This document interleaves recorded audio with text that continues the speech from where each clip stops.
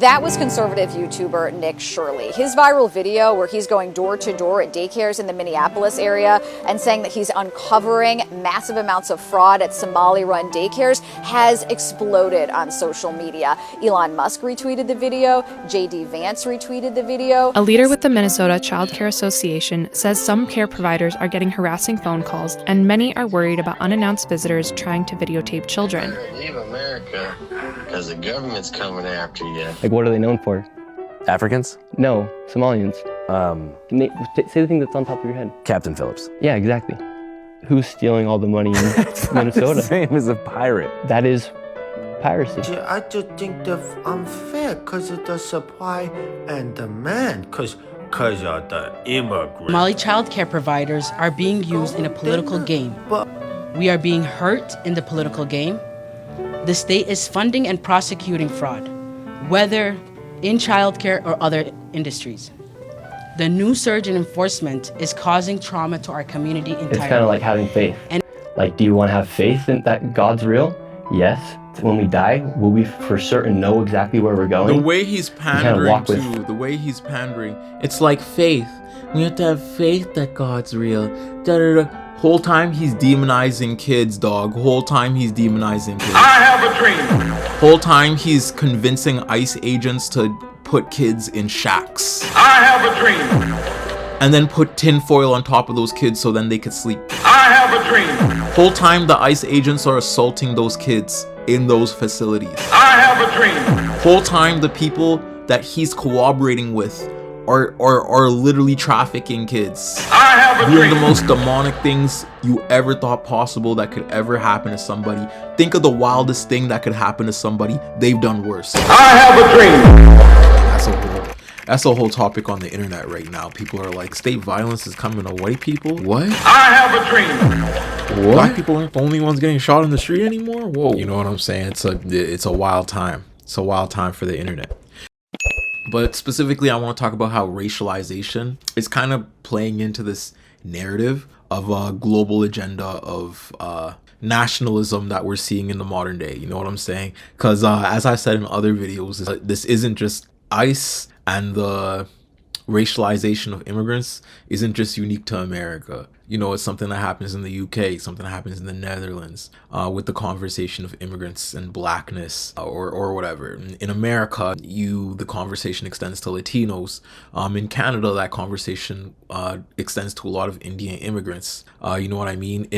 It extends to a degradation of spectacle. And this is all carried by social media platforms, politicians, social landscapes that we've lived in our whole lives, right? We can't act like this is new. I have a dream. This is old as the inception of America. You know what I'm saying? This is as old as it is. Racializing and other while keeping a common I guess monogamy strong, or at least a narrative of a monogamy, because you know what happened to Renee Good. That's white supremacy short-circuiting and systemic violence coming back to bite itself in its tail, so to say. You know what I'm saying? I have a dream. Kyle Ayo said, I'm unfamiliar with this person, so I'm ready to learn. Thank you so much for sitting in then. Thank you so much. What's up, Della Noise? I love that cowboy hat photo. I love it. I have a dream. What's up, Dre? That child Nick is a huge grifter. His family's a bunch of grifters, right? I have a dream. The first thing that set me off is this dude did like a 2-year vacation, like missionary vacation. You know, when white people go on vacations, they doing the worst things. You know what I'm saying? Holy fuck. Historically, what them boys do to the Congo? Them boys set up the whole system of slavery just off of they little Catholic missions, trying to bring Christian values to Congolese people. How would that go for indigenous people too? I have a dream. You know what I'm saying? Nick's history kind of precedes him, so to say. What's up, silly fellow? How you doing? Anyways, if my tabs are working, I might just jump right into it, right? This is the Caucasian of the week, right? This man here. And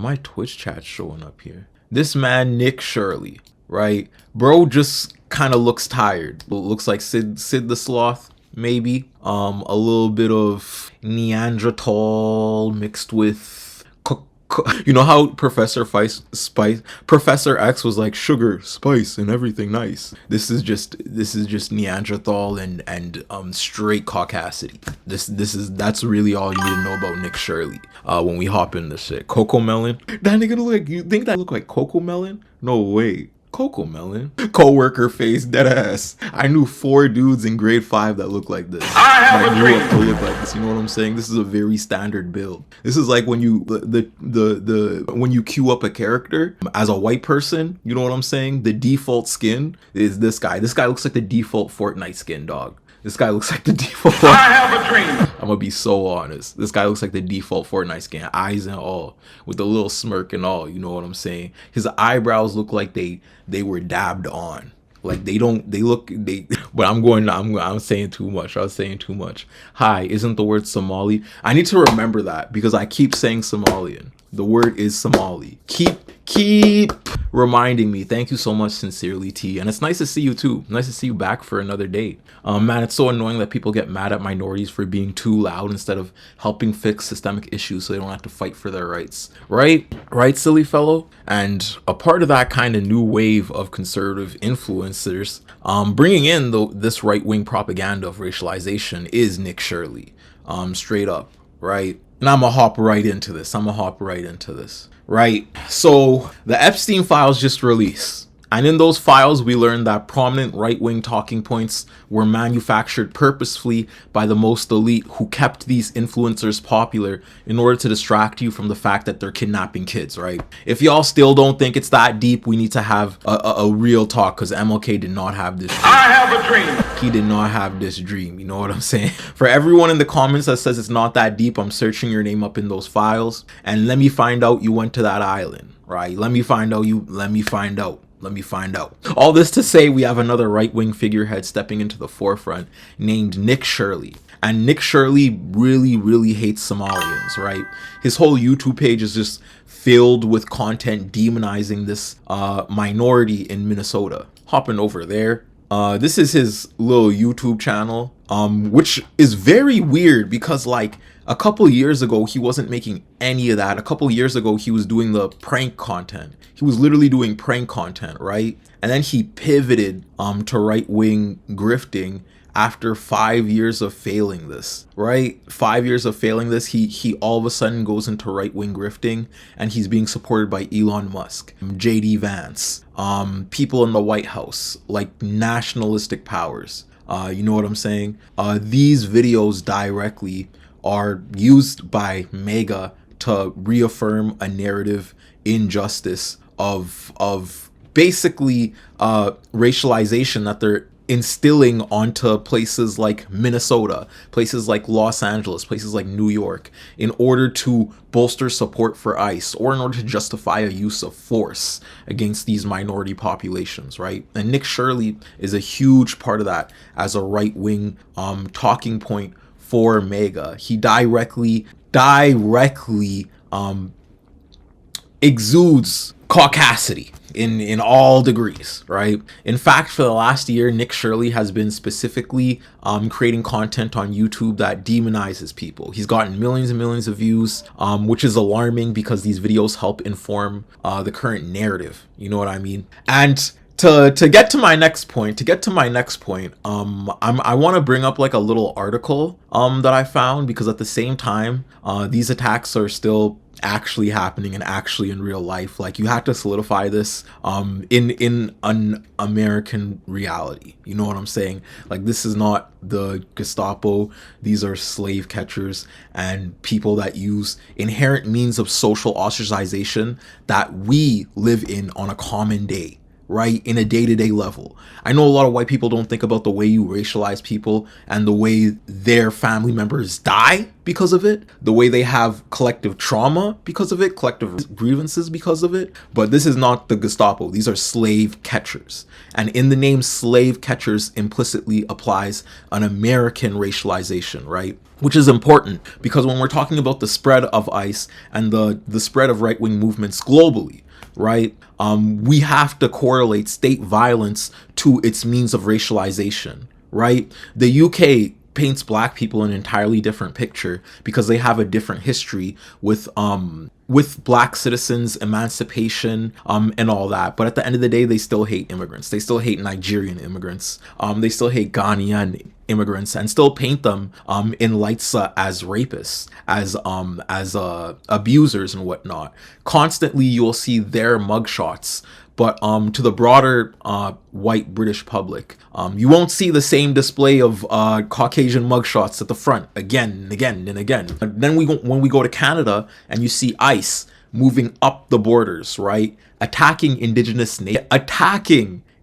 communities, right? People who have been on this land for hundreds of, like 100,000 years, you know what I'm saying, for tens of thousands of years, attacking them on their own territories. This is because of racialization and the acceptance of state violence, right? Those communities are seen as other and therefore allowed to be patrolled by people like the RCMP, by people like the police, by people like this is just a commonality that I am explaining to white people, that everybody that has a little bit of melanin, we all understand at this point. You know what I'm saying? But I gotta catch some people up because it's a little slow sometimes. Sometimes it's a little slow. I'm not gonna lie. Y'all gotta tap into some different sense for my Caucasians here. But I also do understand it because, you know, this otherization process, it also in a very real way changes the psychology of how you consume even death. It changes the way how you consume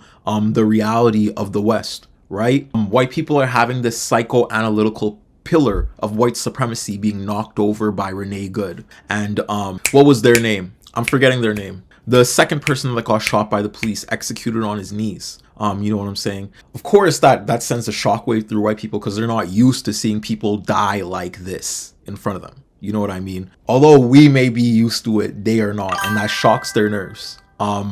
My thing is, when that shocks your nerve, you should be moved to action, right? You should be moved to radicalization. I can have so much sympathy. I can have so much sympathy because I had to see my cousin die the same way. The same way I know a lot of you, a lot of my siblings worldwide, my black siblings worldwide, had to see their cousins jailed and shot by police in front of them in a sort of humiliation ritual that happens all the time in neighborhoods. You know what I mean? This is the normalization of state violence. Someone said Alex Parody. Thank you so much, Adam. Thank you so much. Wait, I'm so sorry. I've been offline a bit. ICE is invading Canada too now. Yup. ICE is moving up the borders and into Alberta. They're going into Calgary and into Edmonton. And they're coming to Saskatchewan soon. They're spreading pretty far, so to say. Almost like we kind of predicted the fact that these slave catchers would come back. I have a dream. And the ICE have always been slave catchers. You know what I'm saying? But anyways, back to Nick Shirley,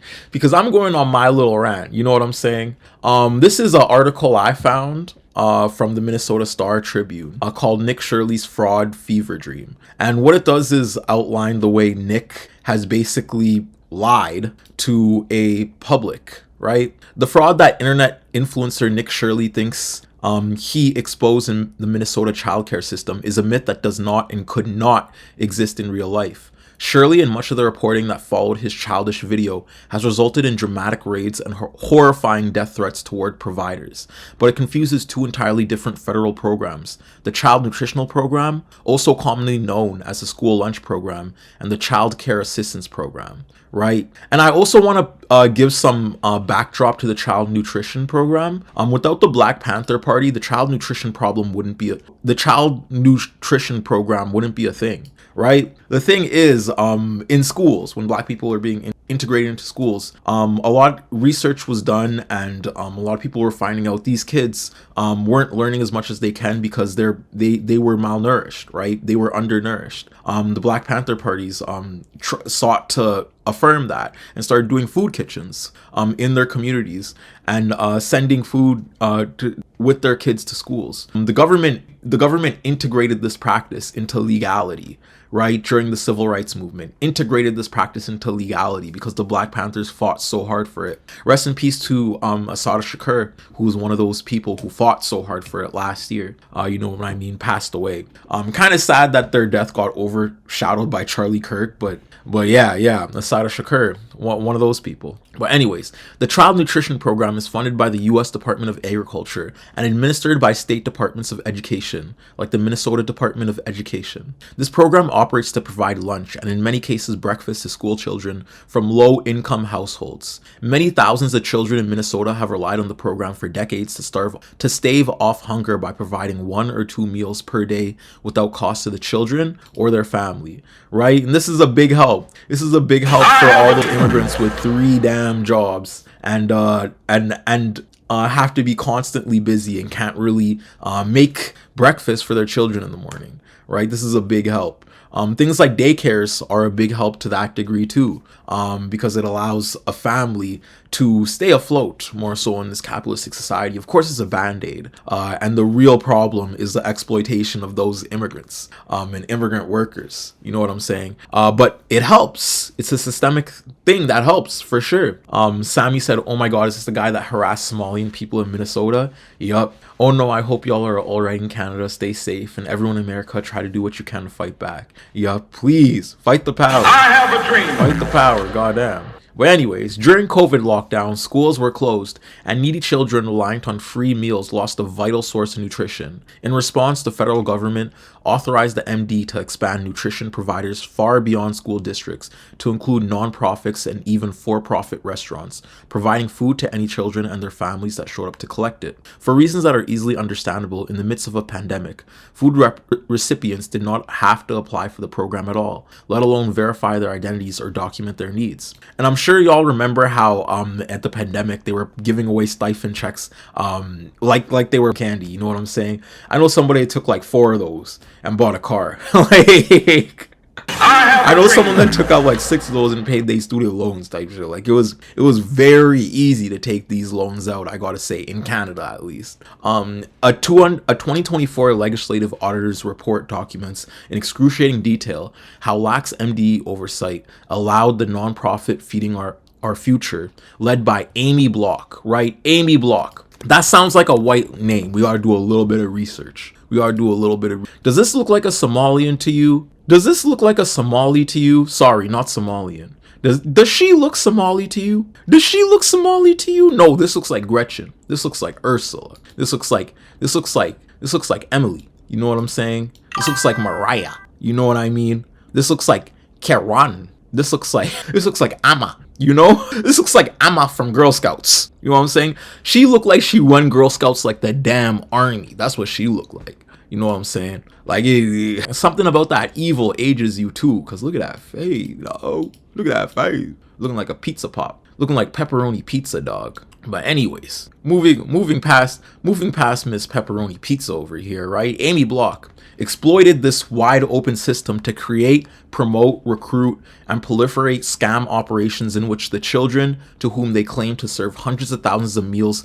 simply didn't exist, right? The result has been dozens of indictments culminating in dozens of criminal convictions. While almost all these criminally charged so far have been East African, Feeding Our Future's leader and the architect of the entire scheme, Block, is a white woman. The fraud model of Feeding Our Future that Shirley assumed doesn't transfer to childcare because the CCAP program works differently in ways that make it impossible for fake daycares to exist. CCAP funds are provided by the Federal Department of Health and Human Services and administered to... Anyways, I just gotta say, debunked over here, and if you want to read more of it, it's over here. Sammy said if she's Somalian, then I'm white. I have a dream. If she's Somali, we have to say, oh my God, chat, I'm trying to be better about this. If she's Somali. I have a dream. It's nice to see everybody flooding in too. Nice to see y'all too. Hit me if y'all are in Minnesota or in any of these places being affected by ICE. But anyways, why is Nick Shirley so important to this narrative? Even though Nick Shirley is lying, why is he being retweeted by politicians? Why is he being retweeted and endorsed by Trump, by Elon Musk on Twitter? Why is he literally having literal legislature passed in his name, right? Nick Shirley's video that got 300 million views about the Somali daycare fraud, right? 300 million views. It was used to justify withholding funding to the Somali community as a whole, specifically their daycare programs, right? Nick Shirley is an evil man to this degree. He has blood on his hands. I have a dream. You know what I mean? I feel like when Nuremberg trials happens, like Nuremberg trials shouldn't really happen. I feel like we should just get all the billionaires and all their influencer puppets and just shoot indiscriminate, just drop the bomb. You know what I'm saying? Kaboom! You know what I'm saying? That's a good idea to me. That's a good idea to me, for real. That's a good idea to me. But anyways, Nick Fuentes has not Nick Fuentes, Nick Shirley. These two, damn, is it every Nick? But anyways, Nick Shirley. There has to be something going on with the CIA and the name Nick. They must love that name. But anyways, Nick Shirley, this dude is very important to the right-wing party because of the way he parrots and solidifies a common narrative of nationality, right? That Trump is riding on right now, that the MAGA movement is riding on. It's what he ran in, right? So Trump hopped on stage lying, knowing full well he was lying, saying Haitian people are eating cats and dogs in order to secure votes, right? Of course he's gonna retweet Nick Shirley when Nick Shirley is peddling one of the most transparently conspiracy theories out there, right? With just a little bit of research, you could dig up and find out these are false accusations. But Trump will market that to a wide American public, right? And the effect of this is that wide American public that don't have Somalis as their neighbors, Somalis left to right of them. Because what does somebody in Ohio know about Somali? I have a dream. You know, what is an Ohio resident named David that drives a pickup truck and owns a shotgun know about Somali? I have a dream. You know what I'm saying? Not that much. So it's very easy to spin this narrative of fraud and saying, oh, this is why you're not getting this money. Even though that money is federally located to Minnesota, it doesn't have anything to do with Ohio. It doesn't have anything to do with Alaska. It doesn't have anything to do with New York. But you will bolster the very real fears of white people. And that's what Donald Trump is attacking. He's attacking, or he's upholding the psychoanalytical pillars of white identity that people live in a commonality. Right? Nick is the cursed name, right? Right? Big Nick, Nick Shirley, Nick Fuentes, nothing but mayo in Ohio, right? What's going on in Ohio? The cornfields? Holy. But anyways, Donald Trump is definitely peddling this agenda of bigotry and racialization. And we're going to get into that over here. Country, I'll be honest with you. Somebody would say, oh, that's not politically correct. I don't care. I don't want them in our country. Their country's no good for a reason. Their country stinks. And see, some saying that's not politically correct. I don't think that's politically correct. This man is just doing the white man thing, bro. I have a dream. You have to understand that this dude touches this dude auctions children by putting his fingers inside of 12-year-old girls. You know what I'm saying? With Elon Musk and Jeffrey Epstein and all these people on the island. And he's on here trying to convince you that Somali people are the problem, when this guy is going down to Mar-a-Lago to have his 12-year-old sex parties. You know what I'm saying? I have a dream. This man had exactly aesthetic. This man had a newborn. This man had a 13-year-old pregnant while constantly assaulting them on a boat. Right? We are ran by rich white pedophilic elite. Sadly, that's the case. I have a dream. But anyways, we're going to finish this. we don't want them in our country. I can say that about other countries too. We don't want them the hell. We have to rebuild our country. But I need you to really listen to his wording, right? I can say that about other countries too. What is he trying to insinuate when he pushes that out there? He's reaching out to a white public, right? When he's saying we don't want them in other countries too. Who is he talking about when he says we? He's sequestering that white public, right? He's holding their hand and using dog whistles in order to translate the same conversation of racism to them and make them believe this narrative violence of ICE being used to correct or rebuild the country, the state of Minnesota and the country of America as a whole, when really we don't need ICE. All ICE does is propagate state violence, right? And that violence begets more violence, and then it leads to a Renee Good with white supremacy short circuiting and backfiring, right? When white people decide to step away from that narrative and actually live in community and protect people to the left and right of them, they get attacked in that way, right? It's very clear when Donald Trump says we, he's talking to the other white supremacists across the globe. The ones in the UK, you know what I mean, that Elon Musk had been gassing up. The ones in South Africa that they're allowing to come over here for free. The ones in Australia that are a part of the Proud Boy movements across Australia. You know what I'm saying? The ones in New Zealand that are kicking New Zealanders off their land. The actual New Zealanders off their lands, right? And then doing the haka for white supremacy. Did you see the haka for white supremacy? That was wild, man. That was wild. Someone said grandpa needs to go to sleep before he starts touching more children. This Cheeto deadass. Look at it. Oh my, like the shade of orange he is like, I'm so sorry if I'm being racist right now, but the shade of white he is, man, like this, I have a dream. one only attains that shade by bathing in like orange like juice or like carrot juice. He looked like he ate too much carrot juice or something. Like, I don't understand the skin color. I don't understand it at all. And I mean this, I mean genuinely being, I don't understand his makeup artist. His makeup artist is working you fire your makeup artist. You know, our country's at a tipping point. We could go bad. We're at a tipping point. I don't know if people mind me saying that, but I'm saying it. We could go one way or the other, and we're going to go the wrong way if we keep taking in garbage into our country. I don't want... Right? Like the words he uses, the narrative violence he uses against the public. These are all dog whistles. And it's really important to dispel that in commonality. It's really important now more than ever to look to the left and right of you, understand that those stigmas were real, because we've heard them our whole life. Like, let's not act like as marginalized people living in this society for as long as we do. We haven't heard that. My little sisters already know white people don't like immigrants, right? And they in damn kindergarten. You know what I mean?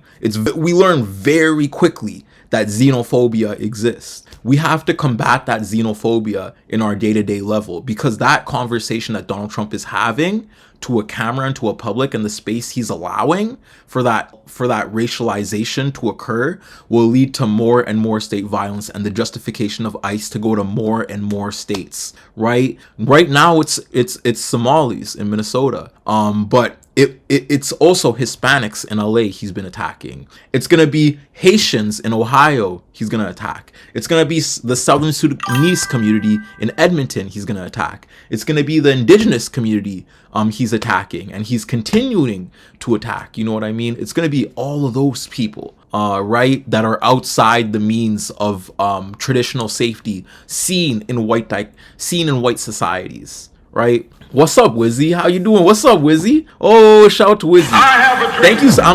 I'm so thankful for Wizzy for having me on a part of the convention or whatever. If you don't follow Wizzy, go to Wizzy page. They are an amazing person that did a whole entire catalog of different cornbread YouTubers. I saw that in the group chat. I saw Lonnie and Harry's. It was amazing. But anyways, Random Torta said, I don't know why, but I can't help but cringe so bad. It's painful listening to Trump, right? I have a dream. Right? Horrible. Fucking horrible. But anyways, what Donald Trump is doing is something called racialization. And Chad, I know I ranted about racialization, but for conversations like this, I like to start at a base point, right? Because we can't have a good house without a foundation, right? What are y'all's understandings of racialization? We have around like 60 people in this chat right now. Tell me how racialization has extended to your family. Tell me how it's affected you. Tell me how it's affected your school experiences, job experiences, everyday life. Because the more we share with each other, in aspects to, oh my God, did my laptop, bro. The more we share with each other in aspects of commonality, the more we work to dispel these white myths as a whole. right? Wizzy Talks a lot said, yes, it was so awesome meeting up with them. Can't wait to do more research in this space. I can't wait for you to do that research, Wizzy. But anyways, racialization is a good tool of public relation, right? And when I mean public relation, specifically public spectacle, I'm talking about how you look at a certain image, right? If I put up a black mugshot, that's a very different image than a white mugshot, right? We treat black criminals very differently than we treat white criminals. We pedestal them, push them to the forefront. We make white criminals misunderstood. All of a sudden these white boys have mental health issues when they shoot up a school. You know what I'm saying? And they got their whole family behind them, right? In another life, Trump would have been an amazing judge on RuPaul's Drag Race. We can't queerify that dude, dog. I'm so sorry. Because all the queer people I know are some of the best people in the world. Like, I can't ever pink wash Trump, bro. That dude is white supremacist incarnate, man. I have a dream. All the queer people I know are the dopest people I know. Shout out to Aronok.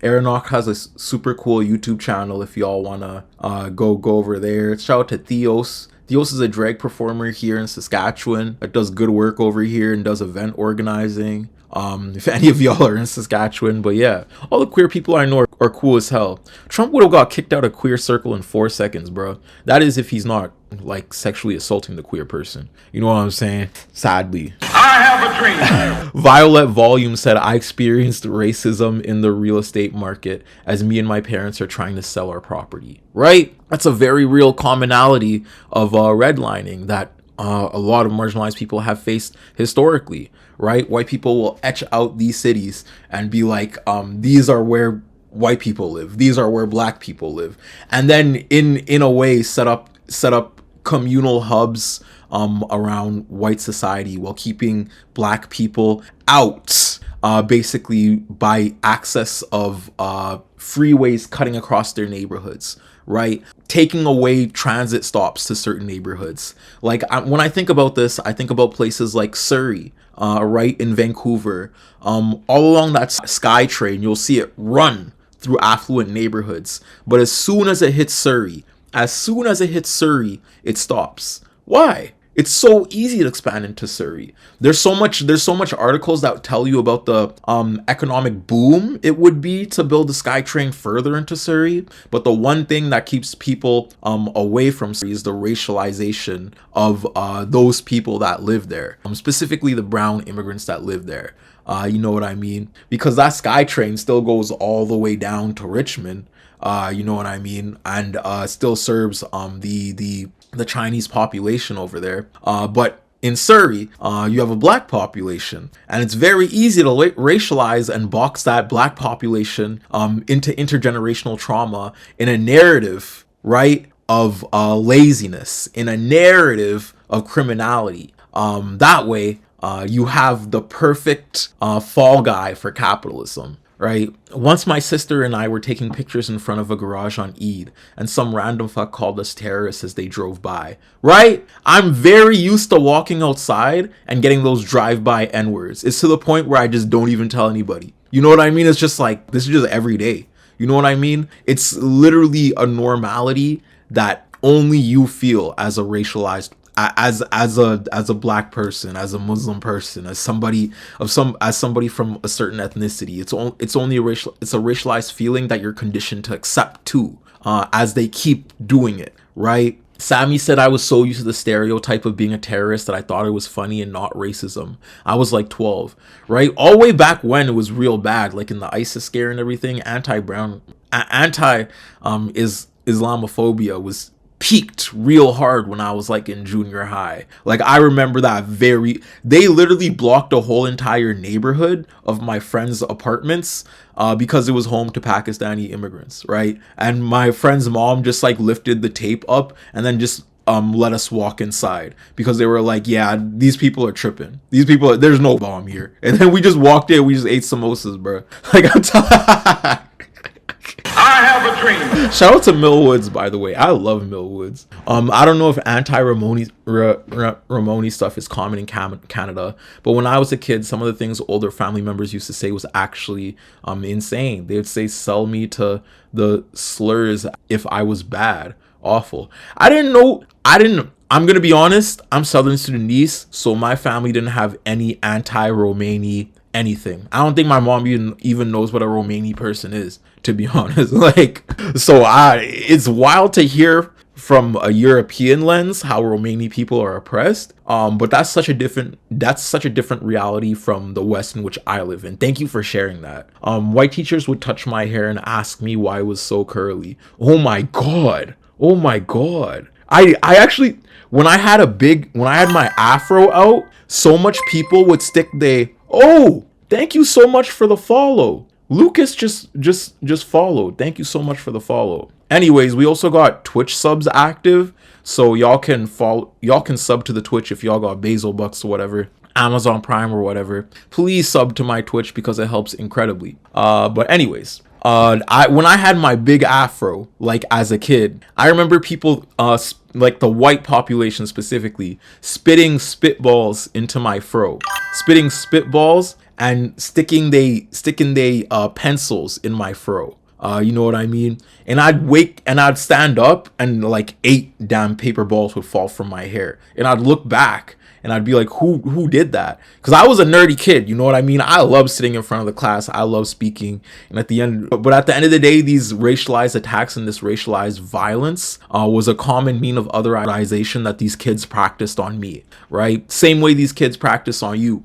You are the aspect of anti-blackness in a commonality of history that the kids will actively enforce onto you into adulthood. You know what I mean? You can't separate yourself from that reality in the West. I'm only in my 20s. This was in the 2000s, right? It was in the 2000s for me too. Thank you so much, Lucas. Love from Ireland. Nice to see you from Ireland. Shout out to the white people from Ireland, man. Y'all know how to rebel. Shout out to the white people from Ireland. Bell said, made me so mad. Wait, sticking pencils? Yup. But anyways, racialization is a good tool of public relation, right? We understand this because it reaffirms a nationalistic identity of whiteness by causing division among a society in which a white population is the majority, right? It's the reason why right-wing politicians across the globe constantly demonize immigrants as rapists and illegal, meanwhile being the same men who are rapists and illegal criminals, right? Like historically, interactions between groups of European descent and individuals from racialized groups of people were dichotomous in nature, right? With one group being the oppressor and the other group being the oppressed. The term racialization refers to the political and ideological process by which populations are linked to physical characteristics, right? The political and ideological processes by which populations are linked to physical characteristics. This can look like the way they demonize blackness with mugshots and criminality, right? It's also socially constructed as racially distinct, primarily based on a manifestation of unequal power between the groups, right? The division between these two groups depict the deepest and most pervasive histories relating to race realism and racism as a whole. And one thing I want to bring up is Latino racialization in the modern day. Earring, wig. Yup, I got my little earring and I don't got a wig though. This is my real hair. I just got a little devil thingy mabobber. I'm playing a little caricature today. I love playing the devil sometimes. But anyways, this is an article titled Latinos and Racism in the Trump Era by Stephanie and Jody. This essay examines the roots, causes, and effects of racism experienced by Latinos in the Trump era, right? The United States is in the midst of a demographic shift to a majority-minority country, wherein the aging and declining white population coincides with the growth of communities of color, including an increase in the Latino population. The largest minoritized group in the United States, Latinos, make up 18% of the population today, right? And the US consensus projects that they will represent nearly 30% of the population by 2026. This is actually a very tangible target for Trump too, because since Latinos are the biggest minority group dispersed across America, a lot of different states will have certain communities like Somali communities, Haitian communities, Congolese communities, Southern Sudanese communities. But you won't see those same minorities in all cities, right? But in most cities, you will see Latino populations. Then and there, a history of otherization, it exists. Then and there, it exists right there. Immediately, the white people from those areas will understand those Latinos as quote unquote immigrants, separating themselves from the conversation of, settler colonial identity in straight up by thinking about that, right? And Trump knows that. So globally, he targets the Latino community by putting a whole bunch of Latinos in tattoos in front of you, then airing it on television and sending them all to prison. You know what I mean? In a public spectacle, in a public display, to reaffirm that sort of white adjacency. You know what I mean? Well, let's keep reading. Latinos are a group diverse in national origin, class, race, and ethno-cultural characteristics. Latinos have historically been among the most demonized ethno-racial groups in the United States, and much has been made by politicians, the media, and pundits of the growth of the Latino population. Contrary to the belief that Latino population growth is driven by immigration, nearly 2/3 of Latinos in the United States are native-born, right? 2/3. The size and heterogeneity of the Latino population have also been shaped by declining fertility rates and dwindling migration from Mexico since the Great Reception, coupled with an increase in migration from Central America, right? So straight up, what's important to note is Trump, ICE, and Nick Shirley aren't doing anything strictly new. This method of racialization onto groups of immigrants like Latinos, Haitians, etc. has been a story as old as time. And this gets to one of my main points though. One of my main points about immigrants, respectability politics, and the aspects of racialization that we live in. Right? Before I get too into this topic though, I need to ask you to do something very hard. And for those that are not like, this conversation may even be antithetical to the very aspect of reality of security that you live in, right?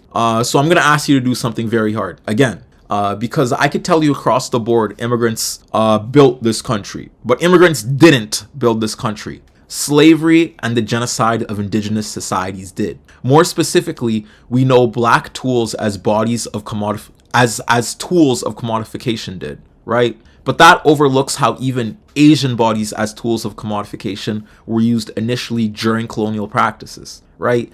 The only reason Canada was able to expand west the way it did was because it fooled an immigrating Chinese population into working on a railway that expanded west into Canada. Right? Canada started off as 7 distinct white settlements spread across the east coast and one on the very west called British Columbia. Most of these settlements were right above Boston, right? And they were French.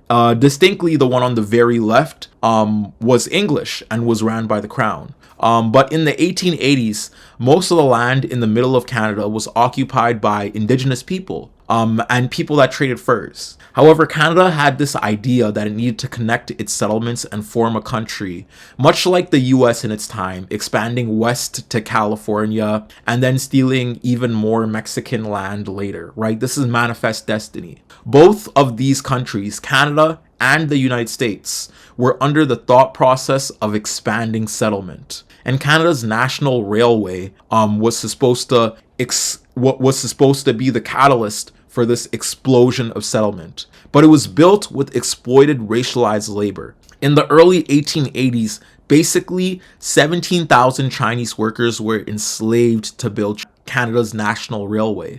Given dangerous work in unsafe conditions, many Chinese laborers did not return home. Right? It's estimated that 3 workers died for every mile of track laid. And while the Chinese minority remained in a working sort of servitude, indigenous societies, right? Because remember, this was the 1880s. There were more prominent indigenous established societies in Canada separate from settler influence, right? Because the settlers were on either the very east or right there on the west. These indigenous people were systemically assimilated into society through residential schools and taught to forget their culture in a deliberate genocide, while their bison were exterminated in the millions, right? So they couldn't even live without the help of the settlers. This genocide was purposeful. Meanwhile, black people weren't even allowed to settle in the middle part of Canada until the last 50 years. Right? I'm one of the first generations of black people who can live here safely without worrying about a manic white man in a hood setting a cross on fire on a lawn. Right? And in the US, black people have become the ultimate form of exploitation, so to say.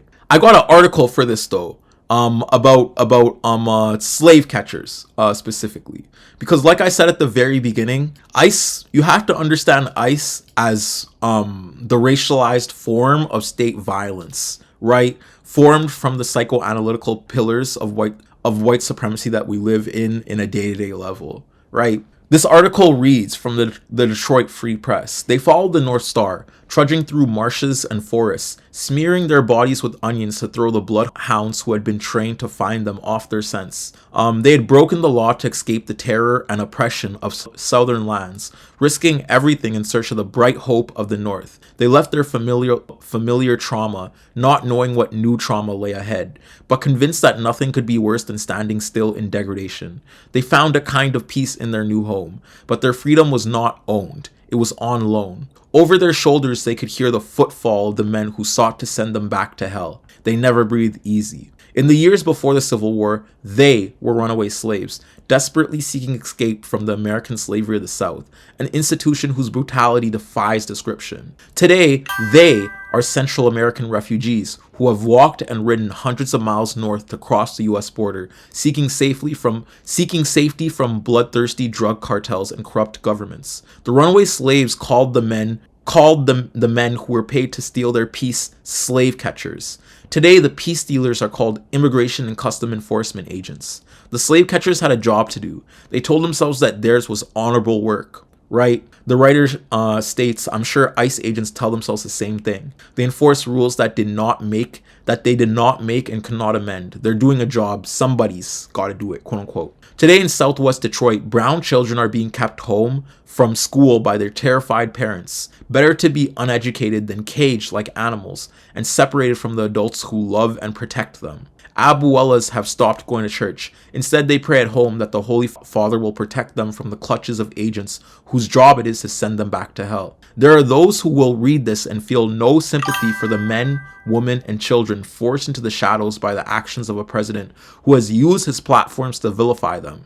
After all, they think that their ancestors immigrated to America the right way, that they waited their turn, that they didn't break the law. They don't understand that over the last century, the door to America has swung open wider for some more than others, and that the size of the opening has more often been a function of racial and ethnic practices or just dumb luck than of merit.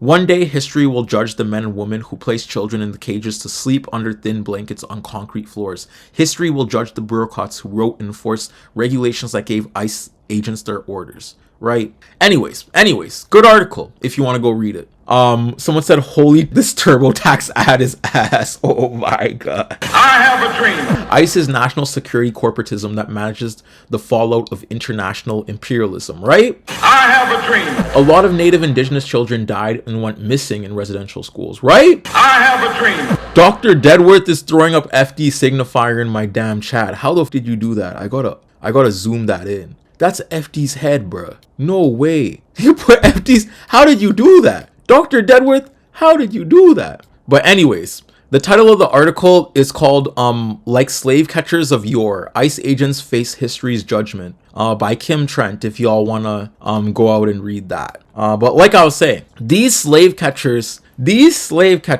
are a very real reality met in America. One of the biggest hubs of freedom for black people during the times of slave catchers was Baltimore. Right, this became a hub for black churches where where formerly enslaved black people would come over and establish their own clergies, establish their own means of communal relation, coalition building, and essentially this became the birthplace of somebody named Frederick Douglass, who became one of the most influential and prominent leaders of all time. But this was because he directly battled slave catchers, right? I'm like his only sub on Twitch right now. Oh my god. I have a dream. I don't think I have a single sub either. So if you want to be my only sub, click that sub button. Click that sub button. But anyways, Frederick Douglass in 1852 has this speech, and I have to read it to you, right? He says, what to the American slave is your 4th of July?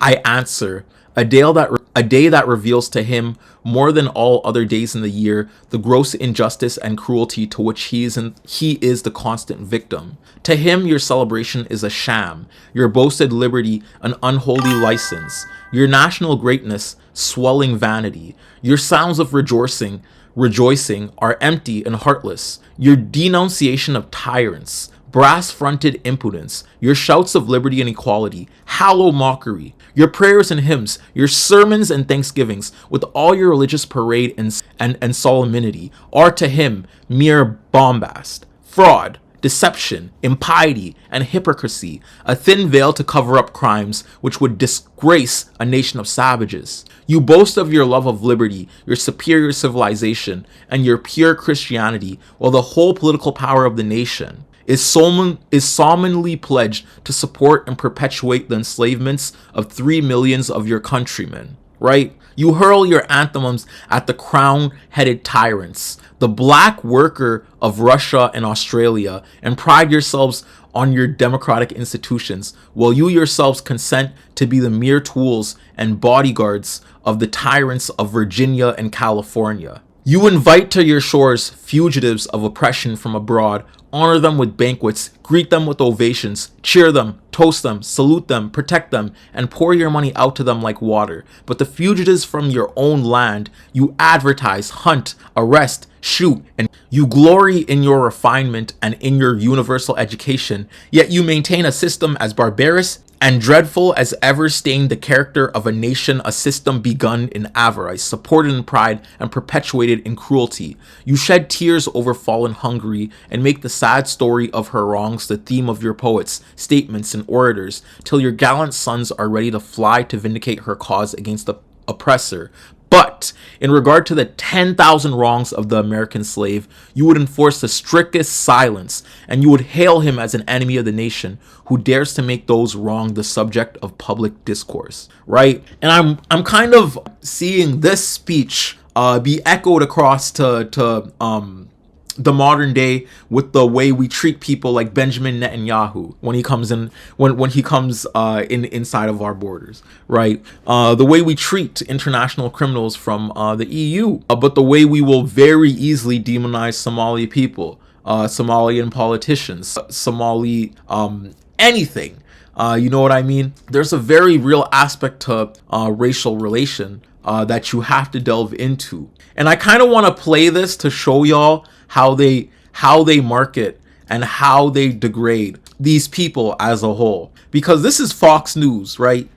This is somebody that probably your parents watch, your grandparents watch, who have lived in that commonality of white identity their whole entire life. Like, obviously my parents haven't. My parents watch Al Jazeera. Like, my parents are actually class conscious. I'm so sorry. My parents are actually woke to the fact that imperialism happens around the world and people actually suffer in a very real way through the media they consume. But to the average white person in America, this Fox News report, right, on Somalis becomes the basis of their reality. I gotta say, Al Jazeera crowd, check mark, yeah. Good evening, thanks for joining us tonight. I'm Randy Meyer. Our top story, we're getting our first details on some of the migrants that ICE arrested this week for being in the country illegally. We're also hearing from state Republican lawmakers who say the operation targeting some... See, even the way they cover it, we're getting reports of some people that ICE say came into this country illegally. You know what I mean? And then look at who they're going to put on the screen. Look at who they're going to put on the screen. Screenshots of Somali people.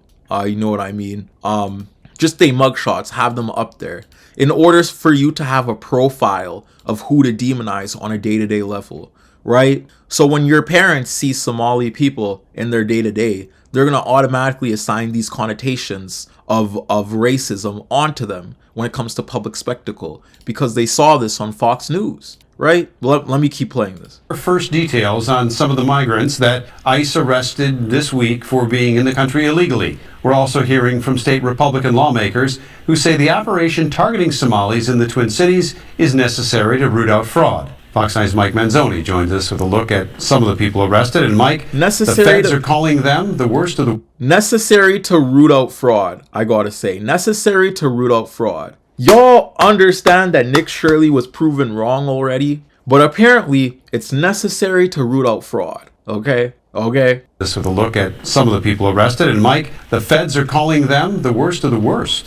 Hey, Randy, they're calling them the worst of the worst. Why do you trust the feds? Of immigrants they arrested in what they're calling Operation Metro Surge. They did not specify how many people they picked up, but they sent us a dozen mugshots of people, some of them convicted criminals who they say are here illegally. Here are just a couple of them. This is Abdul Qadir Sharif Shadain, who the government says is also here illegally from Somalia and has a record that includes a conviction for criminal sexual conduct with a minor. Of the dozen mugshots, you also see how they're playing in their face, how the political elite is playing in your face. When like 2 days ago, what files did you just read? Like, did you see what was going on that island? Did you see how they was sacrificing children? Did you see how they was assaulting Eastern women? In fact, they've been assaulting and trafficking Eastern European women since the fall of the USSR, right? Rich white men have been trafficking and basically socially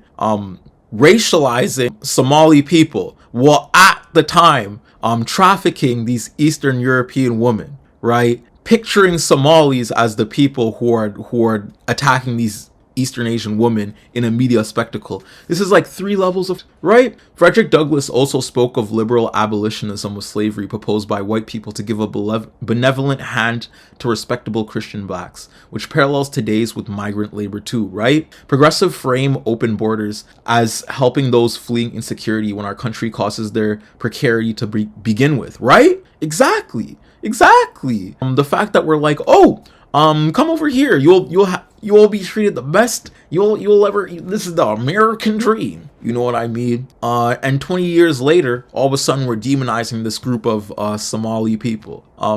So it's criminal when it's someone named Sahal, but not Trump and Epstein, right? How about you put Trump in jail too? Right? The same government that lies every time it breathes. I don't even understand how we're still listening to these people. But anyways, this is a better report by Al Jazeera. Trump targets Somali community in Minnesota. I'm always recommending Al Jazeera for people that just want to go from a baseline understanding of imperialism to borders abroad. They do really good coverage of the genocide in Sudan, really good coverage of the genocide in Tigray. They talk a lot about South Africa and align histories of marginalized groups across the globe, right? They're a very big combator of imperialism, and whatever white people tells you not to watch it, it's probably because they dad are racist or they have a racist friend that didn't tell them to watch it. So yeah. President Donald Trump has stepped up rhetoric against Somali immigrants, accusing them of destroying the United States. It's the second day Trump's attacked the community. It comes as federal authorities prepare to launch an immigration crackdown targeting hundreds of undocumented Somalis in the state of Minnesota. Look at their nation. Look how bad their nation is. It's not even a nation. It's just people walking around each other. Look, these Somalians have taken billions of dollars out of our country. They've taken billions and billions of dollars. Somalia is considered by many to be... Where does he even get these numbers? I feel like Trump just sits down and starts talking, bruh. Like, where does he even get these numbers? Do you know how much $1 billion is? I have a dream. How do Somalis get access to billions of dollars, bruh?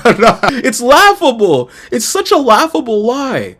Like, I don't know a single person that's even close to a net worth of $1 billion. There's not even that much cities that procure billions of dollars in funding. You know what I mean? Like, $1 billion is a lot of money. $1 billion is a damn provincial or a state budget. You know what I mean? That's a lot of damn money. The worst country on earth. I don't know. I haven't been there. I won't be there anytime soon. I hope. But what Somalia, what the Somalian people have done to Minnesota is not even believable. It's not even believable. Patty Colhane has more from Washington, D.C. You've heard some of what the president said over the last 2 days, and he really has used what would have been unprecedented language from a sitting U.S. president up until Trump's time in office. He said all they do is complain, although he didn't use the word complain. He used a curse word instead, called them garbage, said they contribute nothing to the country, and he would like to see them all get out of the country. It does look like ICE is going to be targeting people who are perhaps in the naturalization process in Minneapolis-St. Paul, but by all means, it doesn't appear that the Trump president's going to back down from this anytime soon. Well, Trump took particular aim at the Democrat Congresswoman Ilhan Omar, who was born in Somalia. He says she should be thrown out of the country. Omar responded to the president's threats. I mean, the Somali community is very resilient. We're very strong. I love Omar. I love this person. I specifically shout out to all the Somali moms out there. If you've ever seen a Somali mom throw down, you know them aunties don't lose fights. I have a dream. Them aunties swing first, ask questions later. You know what I'm saying? Shout out to all the Somali moms out there, all the Somali women who uplift and take care of the diasporas across the block. You know what I'm saying? Because my Somali neighbors took care of me and taught me how to fight. Like, shout out to Ikra too. That's one of my best friends. We are not going to be intimidated or scapegoated, and I think we are seeing just an outpouring of support from our Minnesota neighbors, and so I just know that this is not going to cause any harm to our community. I speak now to Omar Fateh in Minnesota State Senator. He joins us from Minneapolis. Thank you so much for your time, Senator. What was your first reaction when you heard President Trump's latest comments about Somali immigrants? Thank you so much for having me. It was hurtful, it was shameful, it was disgraceful, but also it was flat out wrong. Calling not only our Congresswoman garbage, but calling the entire community garbage, saying they're good for nothing. It is a community that has been resilient, that has produced so much. We are teachers and doctors and lawyers and even politicians. Taking part of every part of Minnesota's economy and the nation's economy. And so right now, this is nothing more than political theater in time for the midterms in which he wants to rally his base. Right, so I understand that you're calling Somali immigrants resilient. Right, and I also just gotta throw it up there that Donald Trump is stoking his fan base again, right? Not even blowing dog whistles, blowing dog horns at this point. Right. See, conservatives use white identity politics on the diaspora of American nationality that includes Nigerians, Koreans, Japanese people, Mexicans, black people, indigenous people, even though immigration is proven to fuel the economy.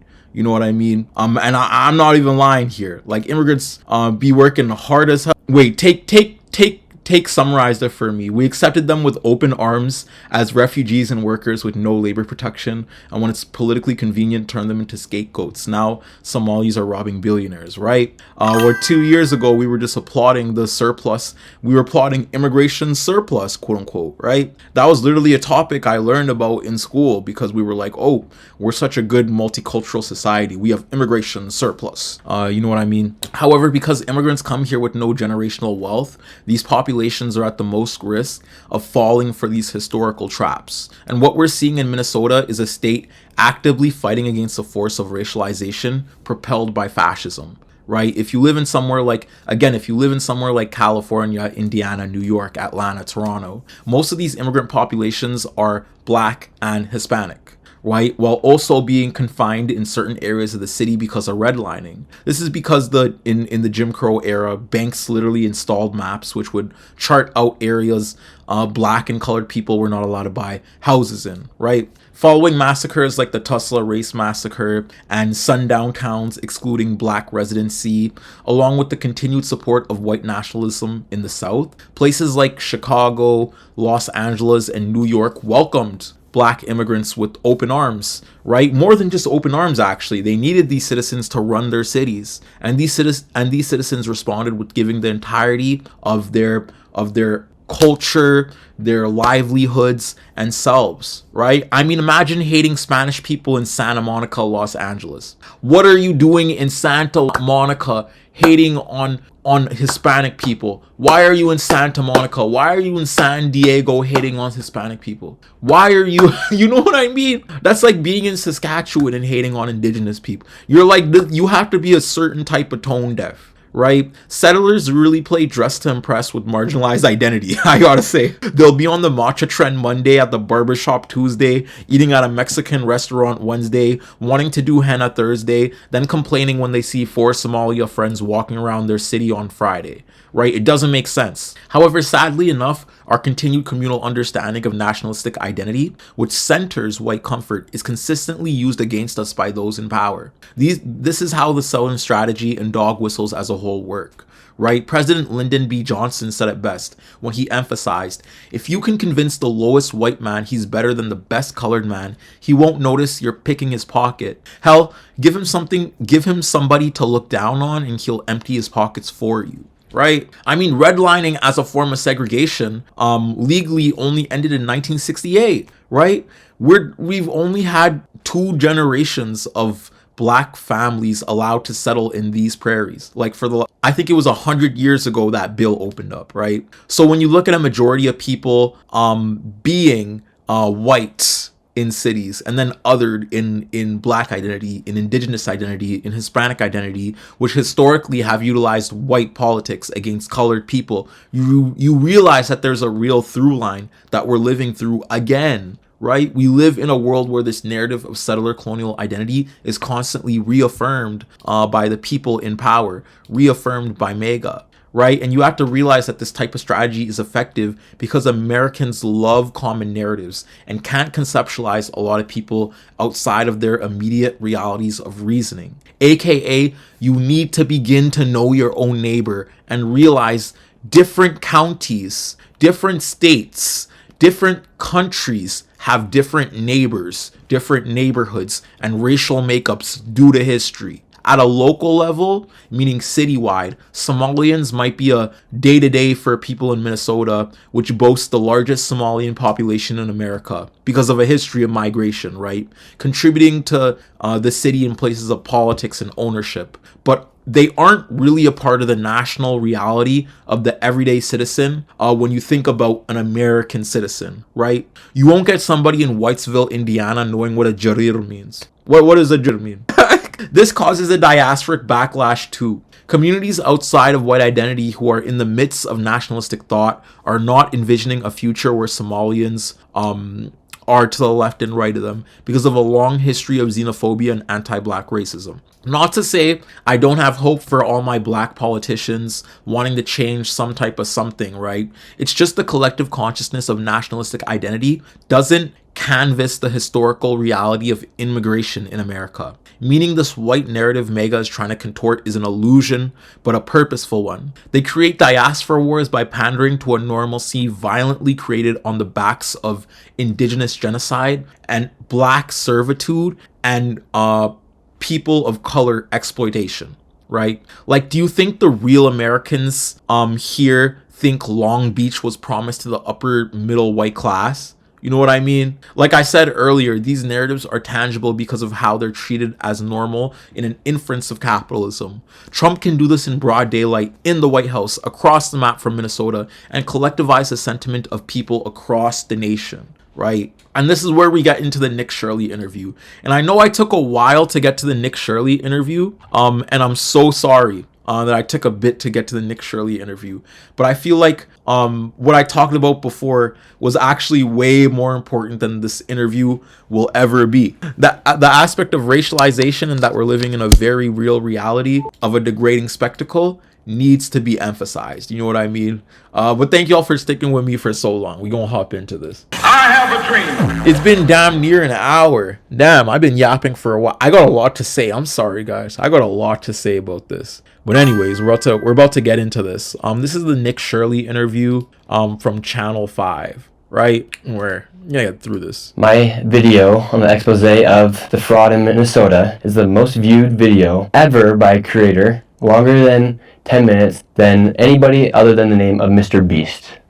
Altogether, it did around 500 million views. Who do you think were the main people who signal boosted the video and brought it into that true viral orbit? Elon Musk, who shared the video. JD Vance. Think about what we were talking about throughout this video, okay? I don't want to say too much. Just think about what we were talking about throughout this video. He shared the video. You had the Attorney General. Well, she actually didn't share it. She reacted to the video a few days later. Literally, quite frankly, every account on X saw that video instantaneously. Health and Human Services, they froze all funding to childcare inside of Minnesota, and then they're asking for businesses to prove that they are legit businesses before they give tax dollars to these businesses that are not really businesses. As far as that main... Right? So Nick's spectacle work in aspects to demonization, right? That message spread to the white community, right? It was retweeted by politicians. Quote retweeted by politicians. He got co-signed by politicians. It went so far that he restricted funding to certain Somali communities. I have to say that. Center that you visited, Quality Learning, aka Quality Learning Center. Yeah. Was there ever any kids there in the first place? No. So that daycare center, it's been operating fraudulently. It's actually had over 90 violations over the past few years. And the day that I went there at 11. Someone said, silly little fellow said, maybe we can convince white supremacists to try colonizing the sun. I have a dream. Go to the sun, go to the moon. I have a Someone dream. gotta tell billionaires that there's something at the bottom of the ocean. Tell them that there's that the Titanic wreckage is still there, man. They gotta go back down there, man. But what happened to billionaires going to the bottom of the ocean, man? We gotta bring that back. 11 a.m. Their operating hours are from 2 to 10 p.m. they're now saying, and that's actually not legal. So you said you went there at 11 o'clock in the morning? Yes. And their operating hours are between 2 and 10 p.m.? Allegedly. But if that is true, would it have made sense that you didn't see any kids there? Yeah, it would have made sense if I didn't see children there. Either way, whether I was there when kids were supposed to be there or not, why are all the windows boarded up? Or why are all the windows blacked out? Why is there no phone number that leads to... Do you see how stupid this guy... Okay, for lack of a better word, I think I should be able to call this guy stupid, man. This guy is stupid as hell, man. This guy is Sid the Sloth, grown up 20 years, the same intellectual prowess as a humanoid from that time period too. You know what I'm saying? From the Mesozoic era. This man straight Sid the Sloth, mated with a human. You know what I mean? This is a result of bestiality. This is the intellect of bestiality.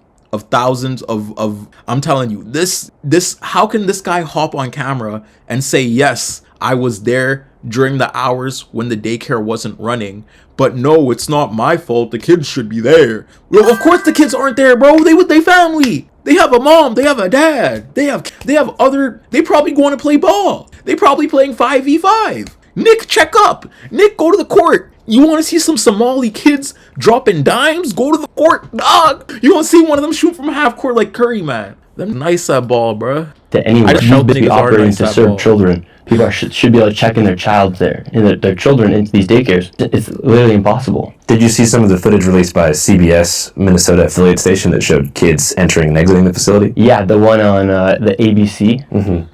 Yeah, so that one received over $1 million. It's licensed for 40 children. CBS, I believe, they go in there the day after I had posted my video. Obviously, they're going to have children there when they're getting all this heat. I take my kids here, 2 o'clock to 10. Yeah, there's a lot of kids inside. And same thing at that daycare. Why are all of the windows blacked out? This is a daycare. Why can't a lady just give me a paper to enroll a child? This door is locked. This facility is licensed for 40 children. Well, I guess maybe I'm just trying to think from all perspectives and help you clear up some misconceptions. Yeah. I mean, I figure like if you're going with a camera and like 3 or 4 dudes, some of whom were like larger security looking guys, some had face gaiters on, maybe there's a fear that there's like something weird going on or it just seems unfamiliar and they feel like they don't want to let you in. Yeah, they might feel that fear, but... Yeah, dude's walking into their house like ice. Imagine I walked into your parents' establishment, right? With the camera just pointed like this, right? And then I had 3 of my friends, right? In ski mask, in shiesties, right?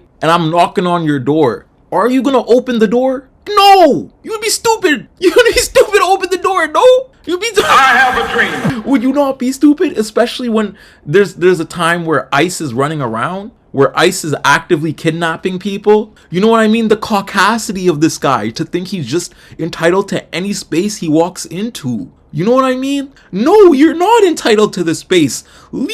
I have a dream. Leave, bruh. We were all too patient, too nice, too proper. Enough is enough. The things they are doing for sure to kids as we speak, and every one of these pundits being financed by Nazis and Zionists, right? Right? This guy is directly supporting somebody that's actually kidnapping kids. This guy's being retweeted by somebody that's actually trafficked kids in the hundreds of thousands. Donald Trump has. You know what I mean? It was that big of an operation. But then, but let 30 kids not be at a Somalian school. All of a sudden, all funding is frozen. All of a sudden, those kids can never go back to that school ever. Nick Shirley, this is what I'm saying when I'm saying Charlie Kirk shouldn't have been the only one. Like, Charlie Kirk shouldn't have been the only one. En masse. I think we know this. You know what I mean? I feel like there has to be a sort of violence in place on some of these right-wing figureheads because they're going to keep going and they're going to keep doing what they're doing. Because in an aspect of spectacle, they do so much damn harm. Just living their life, breathing, releasing the narratives they do. These people need to be attacked. These people need to be attacked. They need to be choked. Oh, God. If they're operating legally, why would they have anything to fear? And the neighbors around it said they have not seen a child there for 8 years. If you go on Google Maps right now, you can actually see the images of the daycare progress over the past few years. And starting in 2021, the door is boarded up from the image from Google Maps. So I think if you show that, it's actually pretty crazy to see. And then they moved the building and they cut open a door on the backside of the building as well, where they had a quality learning center. One man's been living there since 2017, hasn't seen a single child. And when I go and post my video on X, a lot of people were saying, well, Nick, you went during winter break. Well, actually, I went December 16th. School was still in session, so kids should still be going to daycare. The following days after the video then goes viral and gets over 100 million views, they have a person come out and he says, no, we're open. I'm the manager. I'm the son of... It's so hard to listen to this. I'm sorry. It's so hard to listen to the audacity of this cracker just going to Somali communities. Because I am a part of a very big Black African diaspora too. The Southern Sudanese community. Right? I'm a part of a very big Black African diaspora. And throughout my life, I had a lot of different people from different African diasporas be some of my best friends. Right? Some of my best friends were Somali, Congolese, Ethiopian, from different parts of the diaspora. You know what I mean? And we as kids suffered so much under the fact that our parents had to work 3 jobs. We didn't have generational wealth. But what made things so much easier were things like daycares, things like food programs. It just made things that much easier, right? And it might not seem that much for white people that grew up with the entitlements of having 3 meals a day, the entitlement of their parents not having to work as much. You know what I mean? But what Nick is doing is incredibly heinous because those Somali kids are the most at-risk population right now when we're talking about ICE. Those Somali kids are Anne Frank. Those Somali kids are Anne Frank, very literally. So when you're hopping on here and racializing those kids, you have to realize the severity of your words and the severity of those actions that are going to happen when you say those words, right? The fact that ICE Alex Peretti after that video went viral. The fact that ICE is funding bolstered in Minnesota after that video. The fact that ICE had a surge in Minnesota after that video. You have to take that very seriously when someone like this, with the platform they have, hops on and starts saying what they're saying. You know what I mean? I'm dead ass. Imagine this guy hopped on camera and just started saying Anne Frank. That's what he's basically doing. And I need you to get it in your head because the racialization of Black kids, y'all never treat them like human. Y'all need to get this in your heads. This is outrageous. This is egregious. You're attacking kids. Right? God. The owners were open. At that same time, simultaneously, the lady who's in charge, the Commissioner of Children of Minnesota, says the daycare closed a week ago. Quality Learning Center, which Brown says permanently closed last week. The fact they throw an ad, man. While we have questions about some of the methods that were used in the video, we do take the concerns that the video raises about fraud very seriously. So I filmed my video, daycare's allegedly open. Then, a few days later, the lady says that the daycare was closed while that guy is outside telling people that the daycare is open. I mean, it seems like that learning center has had a serious history of... Someone said something really important. Miss McCoy said, and they targeted Somalis on purpose, not because of anti-blackness, but to bury the child sex trafficking rings in Somaliland for state recognition by genocidal Israel. Right? Right? I did see those in those files too. And I have been reading about the imperial aspect of Somalia because they've actively been trying to destabilize Somalia and establish a new sort of country there, distinct from the indigenous population that lived there, right? While creating a diaspora of Somalis that they demonize in America, in Europe, in Canada, in different places around the world. Meanwhile, they're creating this whole other ethno-state that they're selectively pandering in an aspect of global imperialism, in an aspect of global politics. I gotta really stress that. Not only does he have the blood of Somali kids on his hands, but he has the blood of Renee Good and Alex Preddy, right? I mean, don't attack anybody at all, but bro can't even discriminate correctly. Speaking of Anne Frank, measles has entered a detainment facility. Many of the facilities during the Holocaust in those detainment centers were... That's so sad. Did you see that little video? Did you see that video of the 300 kids protesting, or the fact that kids are having ICE uprisings? ICE rebellions? Kids are having ICE rebellions? And we're not doing anything? Kids? Oh my god. Miss McCoy said, everywhere in the world, kids are in danger. I vomit every day from the disgusting, from how disgusting it is. I force myself to see because we can't keep letting these billionaires and elite pedophiles win. Yes. Sorry. I started that whole sentence. A violation. Colonial Learning Center, yes. Yeah. Going back to 2020. Yeah, it's literally not a daycare. But how could they have violations related to childcare if there was no kids there? Yeah, the way they're operating inside of there, they had the violations. Those people are not, they were operating fraudulently inside that daycare. But fraud would mean there's no kids, but the violations relate to like poor safety conditions that put the kids in danger. And so why would they be operating, and why would Minnesota continue to be giving them millions of dollars if they're receiving all these violations? That seems like a really valid question. Yeah. Why do you think Minnesota would be giving a daycare center with so many violations so much money? Well, that same man at Quality Learning Center who was saying that they were open after the commissioner was on the live stream saying they were closed a week ago was also partying with the mayor of Minneapolis. Is the manager of the infamous Learning Center in Minneapolis also one of the guys that was dancing in the back of Mayor Jacob Frey's election victory video? The one that went super... The fact that these are all white people doing this too. I have to, one day, I'm telling y'all have to make it very clear how sickening it is for white people to talk about immigrant issues, and you have to make it so sickening to the extent that they're scared, because there's no way that this person could come on TikTok and say what they say. That's all I'm saying. Super viral, where he thanks his constituents in Somali for re-electing him last month.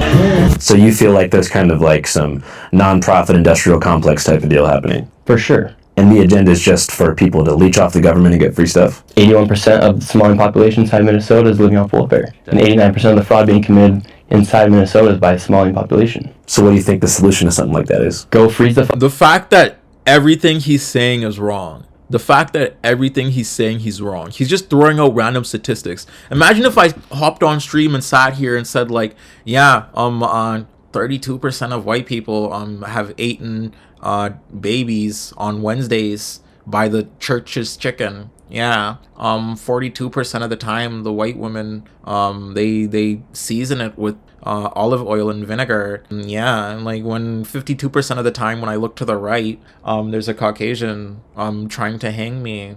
Imagine if I just sat in a chair and just started saying like that. You know what I mean? Like, what happened to integrity? What happened to... This is why I took a whole hour to go into my points, to go into the aspect of racialization, to go into the narrative history, the nationalistic history, because sociology, and specifically journalism, relies on an aspect of truth, right? An aspect and a solidification of trust between you and the audience. The trust that Nick is working on is white supremacy. The trust that Nick is working with is white supremacy, right? The same way MAGA is working on that trust of white supremacy, right? The same way Elon Musk is, the same way Donald Trump is, the same way a bunch of these groups are. You know what I mean? We got to start to teeter away, all the way away from that. Miss McCoy said we need to help the kids rise up so they don't have themselves in danger. But yeah, kids have a sense of justice incomparable to so many adults who lost their souls.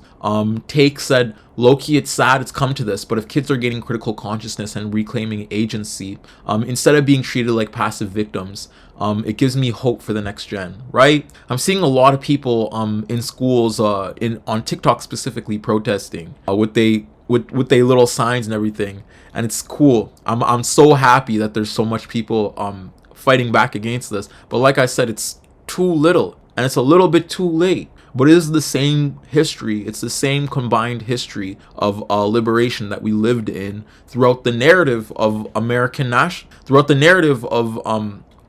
history, throughout the narrative of Canadian history, throughout the narrative of imperial history as a whole, as it relates to the conversation of the settler identity of white people. Funding, each business can then prove if they are legit, and if they can't, cut the funding. And so far, no business has sent any information to the HHS showing that they're legit as of today. They've had 3 days to do it. They haven't been able to prove it. They haven't even tried to make the effort to show that they're a legit business. First it was closed, then it was open, and now we've confirmed it's closed again. That's all after the owners recently rejected allegations of stealing taxpayer money. Do you trust America and the government specifically to handle our taxpayer funds correctly and properly if they have access to more of them? No, I don't think any of us should. I mean, just last year alone, over $120 billion were misplaced. So you have a general distrust in the government? No, I don't have a distrust necessarily in the government, but do I think we should trust the government 100%? No. It's kind of like having faith. Like, do you want to have faith in that God's real? Yes. When we die, will we for certain know exactly where we're going? The way he's pandering too, the way he's pandering, it's like faith. We have to have faith that God's real. Da-da-da. Whole time he's demonizing kids, dog. Whole time he's demonizing kids. I have a dream. Whole time he's convincing ICE agents to put kids in shacks. I have a dream. And then put tinfoil on top of those kids so then they could sleep. I have a dream. Whole time the ICE agents are assaulting those kids in those facilities. I have a dream. Whole time the people that he's cooperating with are literally trafficking kids. I have a doing dream. the most demonic things you ever thought possible that could ever happen to somebody. Think of the wildest thing that could happen to somebody. They've done worse. You know what I mean? Think of the wildest thing you could do to a collective of a population. They've done worse. Look at Palestine. Look at Sudan. Look at Somalia. These are places America actively destabilized. You know what I mean? So when you're talking about the morale, the justification of a God, it's laughable. It's laughable. It's as laughable as Jesus is white. You know what I mean? It's as laughable as that, to say the least. I have a dream. It's as laughable as that. Faith in a way where you hope that the people that you elect are going to work for your best interest. Do you know for certainty that the best thing is happening inside the country? Every single time you pay taxes, it's going to go to the place that needs it? No. But on that case, do I feel certain that I know where I'm going to go when I die because of my faith? Yes. But does that mean that it's going to actually happen? Who knows until we pass the other side. So, and then another thing is, we as Americans, how should we feel comfortable knowing that there are daycares receiving millions of dollars while some families are paying upwards of $70,000 a year for their children to be going to daycare? Did you ever hear about the Amy Bach case? The white lady? Yeah. Yeah. Amy Bach acknowledged the government has proven fraud among meal sites and vendors that she sponsored under Feeding Our Future, but that it was others, not her. If you look at the probe that began in 2023. If you remember from the beginning of this video, this was the woman who was the ringleader of the fraud. Right, this was the woman who convinced the government that she was feeding a whole bunch of kids while she was pocketing the money, and this is a white woman. As far as like COVID era, scamming and different types of fraud, there's been over like 60 convictions and millions seized from the fraudsters who took the money away. Yeah. But you feel like the state hasn't done enough. Well, Tim Walz has said they've been stopping to fight fraud since 2019, 2026, and they're still having millions of dollars being stolen, billions of dollars. Breaking political news out of Minnesota. Governor Tim Walz, who of course was the Democratic nominee for vice president in 2024, has ended his re-election bid for governor. This comes as pressure has been growing around this widening welfare fraud scandal. We've got conspiracy theorist right-wing YouTubers breaking into our daycares, demanding access to our children. I have a dream. We got conspiracy right-wing YouTubers. Oh my god, the caucasity. And I don't like this guy, and I understand a lot of Minnesotans don't like this guy Tim Walz too, because Tim Walz sent the National Guard on black protesters and literally white protesters adjacent as they were protesting the police. You know what I mean? I understand a lot of people don't like Tim Walz, but oh my god, I have a dream. dead ass. Like fuck, you got right-wing YouTubers, right-wing white YouTubers, all they with they little, what do they call, little tripods straight out of Dollarama, all of a sudden thinking they have authority to talk about the Somali community, right? Right message, wrong messenger, exactly. Traumatization is part of how they hamstring the populations they colonize. Cause even restricting resources tend not to be enough to curtail human ingenuity and our powers of collaboration.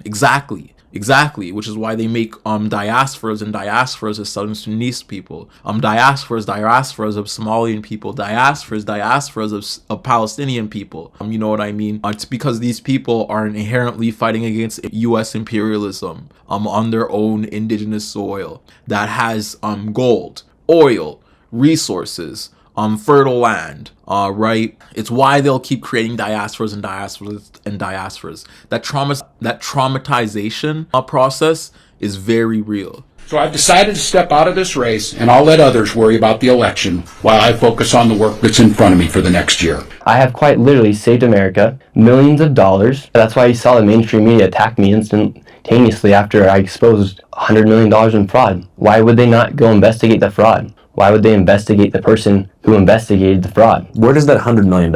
Guess what? They did investigate the fraud. I need to point you to this again. It's called Nick Shirley's fraud fever dream. I need to point this to you again in case you didn't see this at the very beginning, because I know we have some people coming in. Nick Shirley's fraud fever dream. It outlines how Nick Shirley is a lie, like is a whole lie.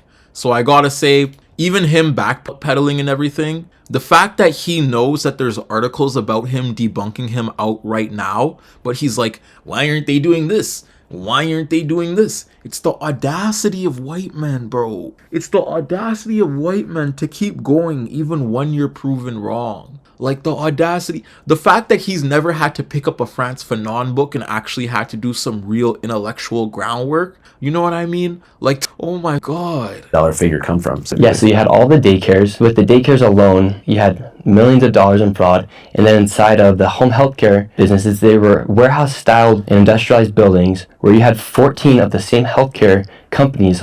I bet he think he's so legit with those shades. $100 million. Look at the numbers. And they could not even give you a rate. We know in the warehouse-styled. Look at him. Look at him in those shades. That's the most pathetic performance of masculinity I've ever seen in my life. I don't know. Some performance of masculinity is cool as hell. I loved, what the f is this man on my screen with the shades doing? What is he do? This is the most.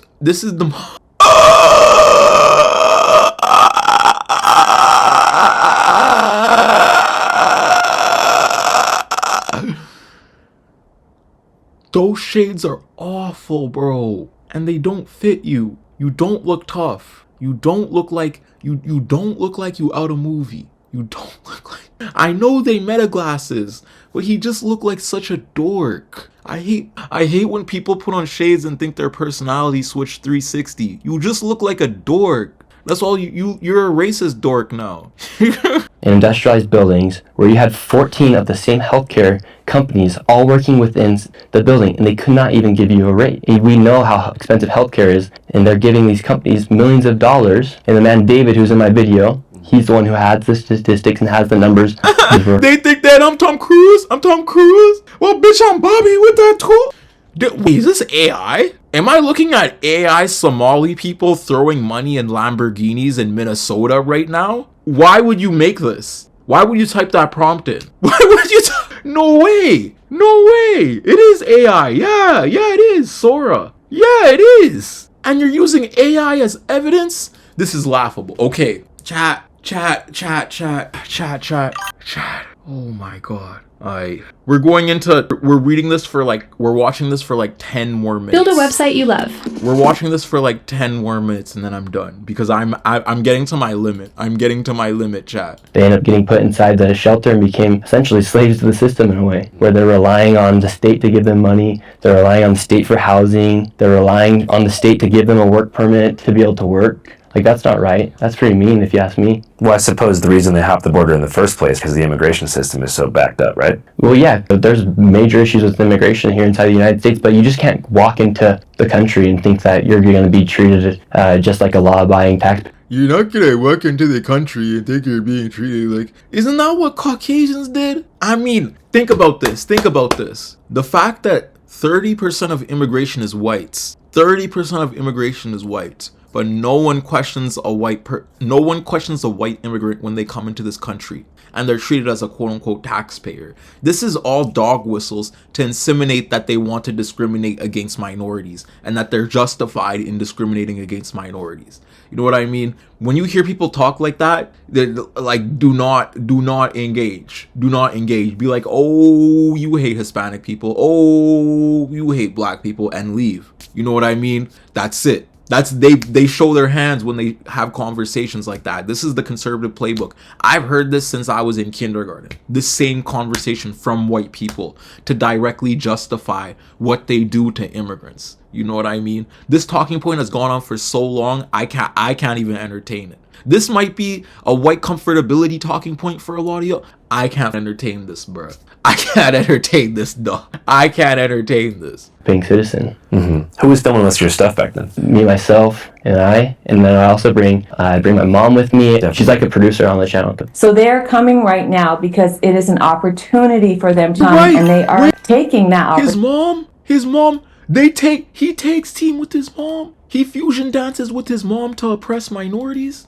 Paying citizen. Wait. Mm-hmm. Who was filming most of your stuff back then? Me, myself, and then I also bring my mom with me. She's like a producer on the. His mom? He's there with his mom like it's show and tell. Him and his mom team up to oppress minorities. Okay, I'm just saying, if somebody somehow finds that household, you could change a lot of, you know what I'm saying? You know what I'm saying? It's two birds, one stone, you know what I'm saying? 2 KKK members down. You know what I'm saying? One attack. I'm saying. I'm just throwing this out there. I'm throwing this out there. His mom looked like the whitewashed version of Mr. Potato Head walking around with the pluck on everything, bro. Why is your hair in that ombre, bro? What hairstylist told you that ombre eats, bro? This is why. So they're coming right now because it is an opportunity for them to come, and they are taking that opportunity and they're coming here. And Nick and I wanted to show, because all of America, we just sit at home and watch this on our TV. His mom is his hairstylist too. That man does not have a hairstylist. That man just lets his hair grow. I promise you, he go to great clip. He go to great clip for sure. And get angry with it. And we wanted to show what is truly happening. We have been there. Did she have any kind of career in content creation prior to you guys working together? She actually went to school for journalism and to be a broadcaster. Did she have a hand in your decision to really start taking things more seriously as far as political coverage? No, actually, she didn't really believe in anything I thought politically. But as you know, during 2020, for instance, on my channel, I couldn't put Trump's name in a title or a thumbnail without the video. So the money is why this guy pivoted. Because let's go back to this guy's channel. Remember, this guy started off as a literal prank YouTuber, right? He would go around with Jake and one of his first vlogs was sneaking into Jake Paul's wedding. 100 pounds of dry ice versus truck. 16-year-old flies to New York without telling parents, right?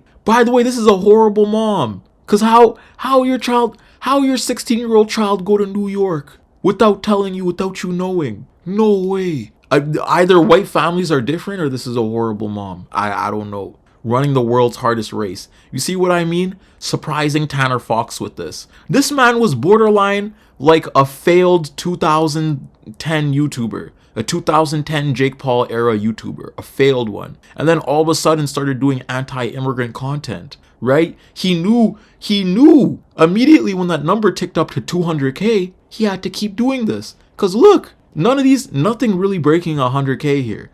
Nothing really breaking 100K here. All of a sudden, 200K hit. He doing it. Hit. He doing it. Hit. He doing it.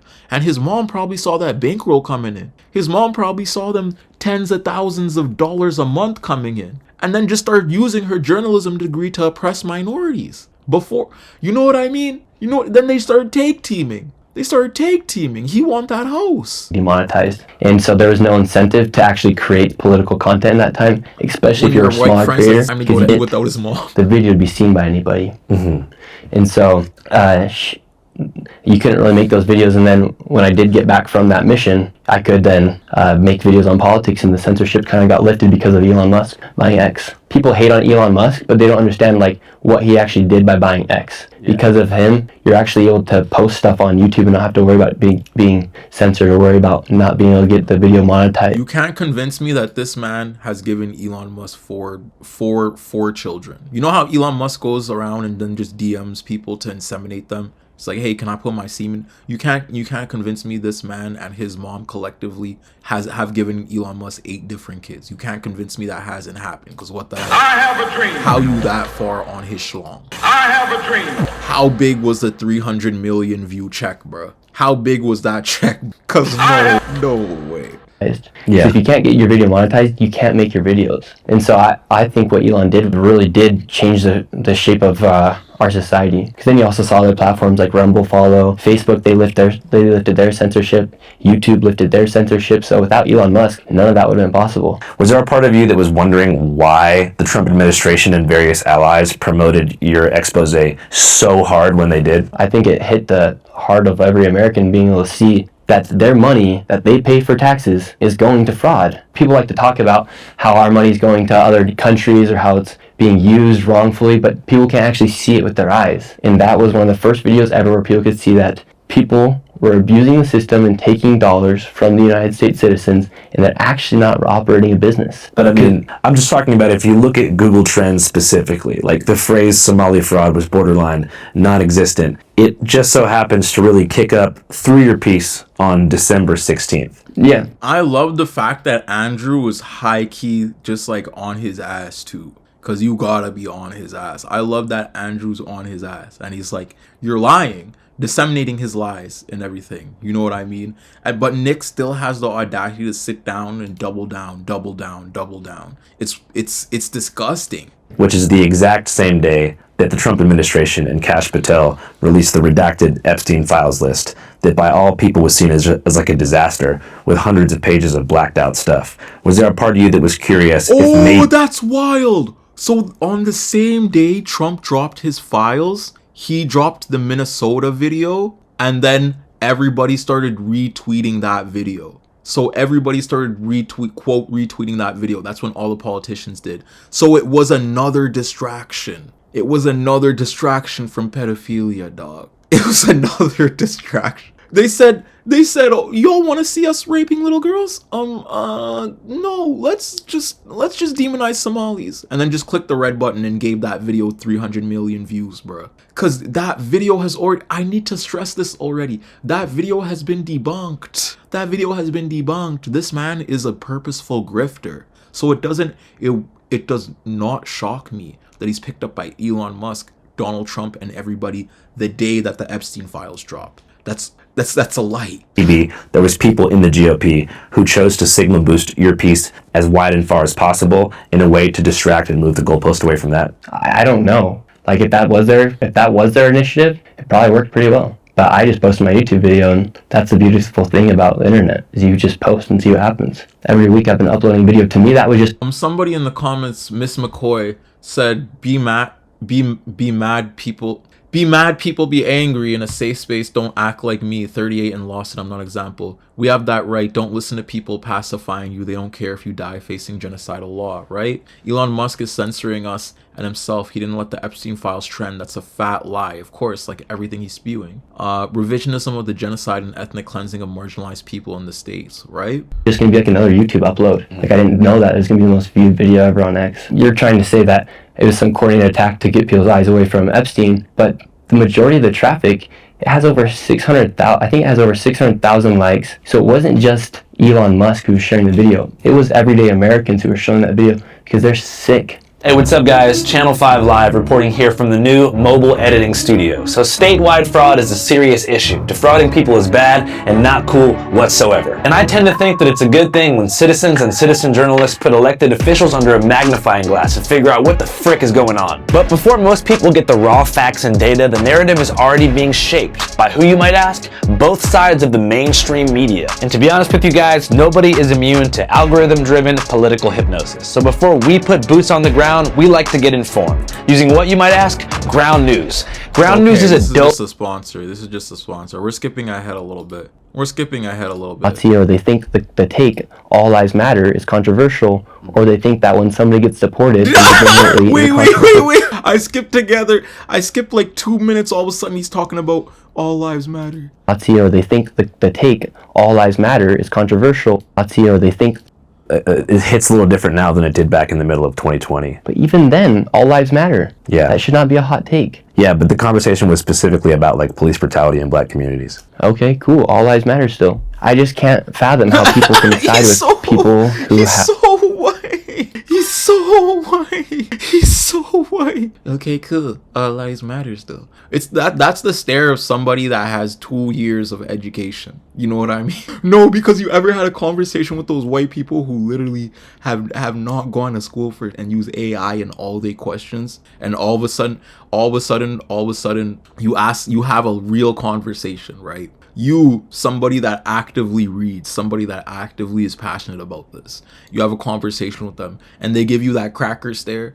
They give you that all lives matter. I'm not a KKK officer. My dad just was. My grandpa was. My grandpa indigenous people. That doesn't mean I benefit from that. My grandpa indigenous people to get this house on their land, but I didn't. All lives matter. You know what I mean? Like, they give you that Israeli stare of death, bro.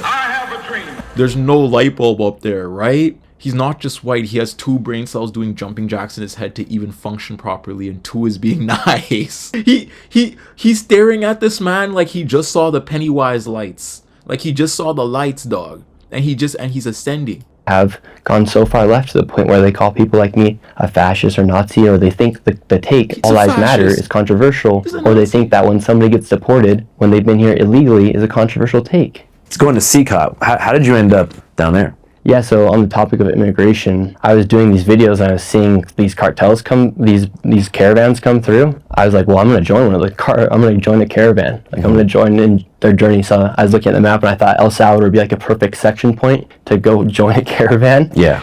El Salvador would be a perfect intersection point. Notice how El Salvador right now is hand in hand doing imperial politics with the US, specifically keeping a lot of Hispanic migrants captive and working them to death, right? El Salvador is doing that. So when Nick is going to El Salvador, somebody who Bukele, I don't know if I'm saying this right, but Bukele loves his propaganda, right? Bukele will do propaganda stunt after propaganda stunt after propaganda stunt at his prisons, demonizing certain gangs and with aspects of racialization and tattoos and whatnot. You know what I'm saying? It's not a far off statement to say Nick is a part of this covert operation of US imperialism. You know what I mean? This man, I feel like this man is compromised. I feel like this man is a Mossad CIA agent getting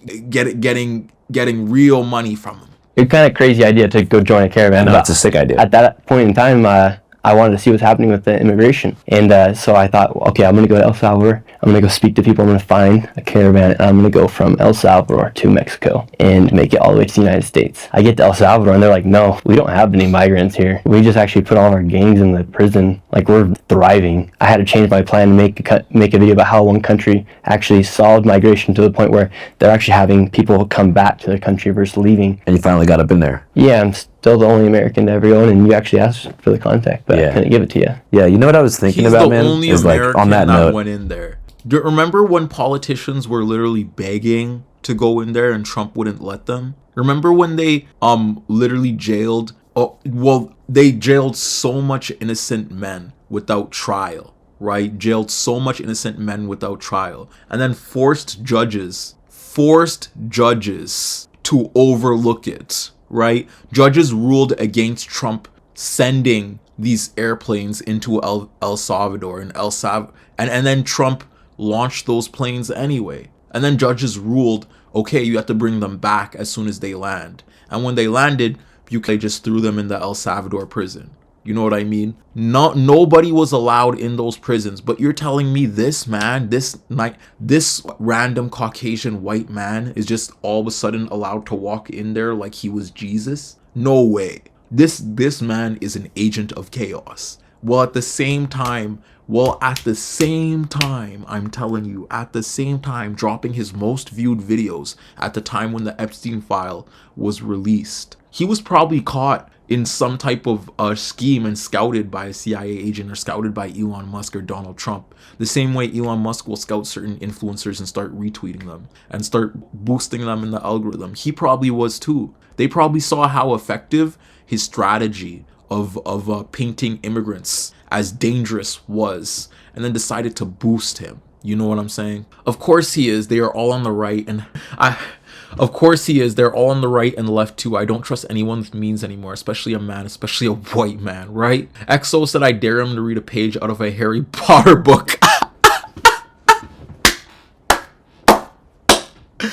Let's make a deal. If you can read one... Wait.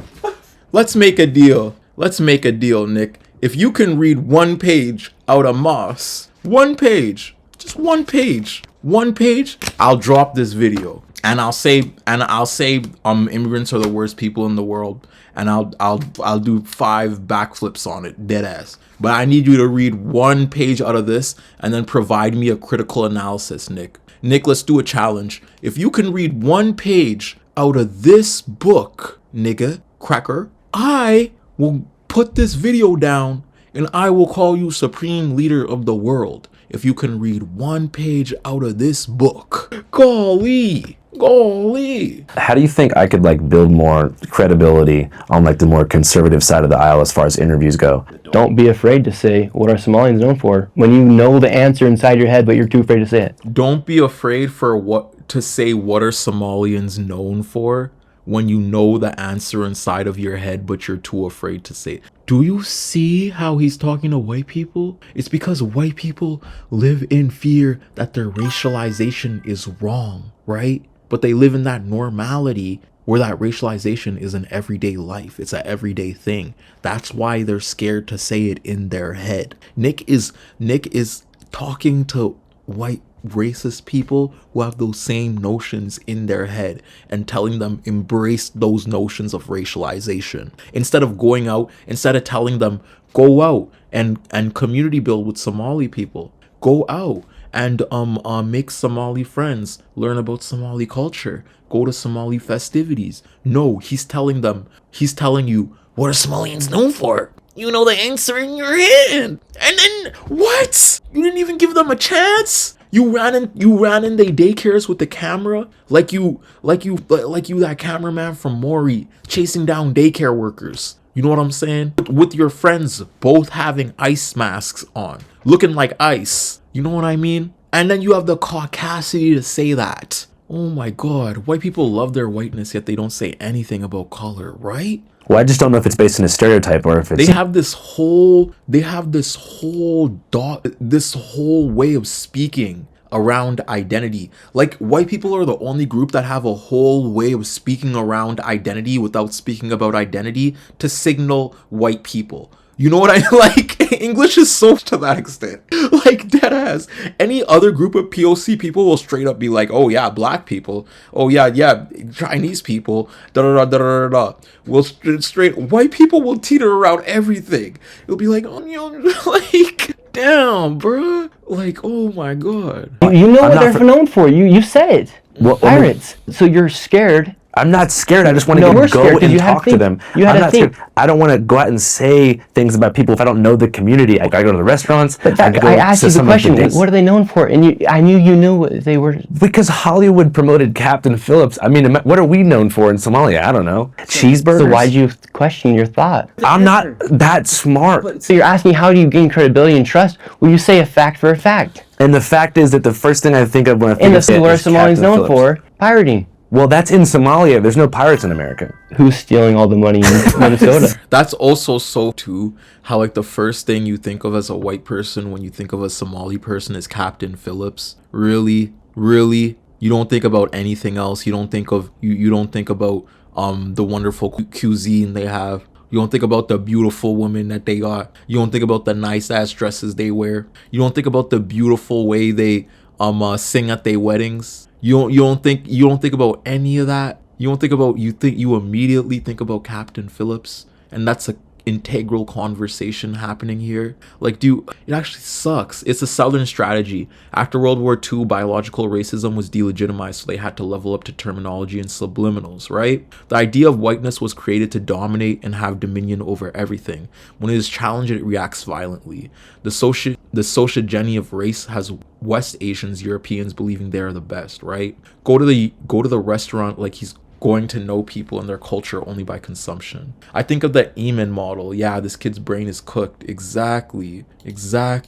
Same as a pirate. That is piracy. So how do you gain more trust? Well, don't be afraid to say a fact or an opinion. Even if I know that I'm dumb. Yes. By not saying anything about the death of Charlie Kirk as well, I thought that was pretty messed up. In a way, he's somebody just like me and you who was making videos, putting it on the internet, and then people literally him. I thought that was kind of messed up of you to not publicly denounce what happened to Charlie. I did. Do you condemn Charlie? Do you condemn the attack on Charlie Kirk? Do you condemn the attack on Charlie Kirk? Do you condemn the Utah attack on Charlie Kirk? But Charlie Kirk, no one even touched Charlie Kirk. Charlie Kirk's neck just did that, bruh. Charlie Kirk's neck was just tweaking, dog. That was just a coincidence. I never saw anything on Instagram. What am I supposed to say? You never shared anything. I interviewed the guy who was debating him while it happened, and I mentioned a bunch of times that it was horrible and it represented like one of the worst pivots in American politics ever. And I didn't even watch the interview because I didn't want to watch that. Well, you should watch it. I don't want to. Why? It's historically relevant. It is historically relevant. I did lose respect for you when it felt like you went silent. Well, you should watch the video because I say some stuff in it. Okay, cool. Do you ever see a world in which independent media will overtake corporate traditional media? Well, we still have boomers and they're still watching TV, so that is a lot of their audience. But when me and you are 50, 60 years old, do I think that CNN and those companies will be able to operate at the scale that they're operating right now? I think CNN has around, I know they have more than 1,000 employees, and it took one person to expose $110 million in fraud in Minnesota. And then when he does expose it, they investigate the person who exposed the fraud versus investigating the fraud taking place. Nobody has trust in them. Their trust is at all-time low because Chat, we're getting to that time. Chat, we're getting to that time. We're getting to that time. We're getting to that time. We're getting to that time, chat. What I need y'all to do is just spam fuck ice in the chat. Just keep spamming fuck ice. Just keep spamming fuck ice. Just keep spamming it again and again and again. In capitals. Just in capitals. I just need to see that shit spammed again and again and again and again. And again. And again. Hey. Hey. Fuck ice. Fuck ice. Fuck ice. I hope these bullets catch Nick's head just like fucking ice. Ice. Fuck ice. Fancy going crazy, bro. This a white supremacist first pick. Taking headshots at me. Fuck Charlie Kirk. Just wait till they get ripped.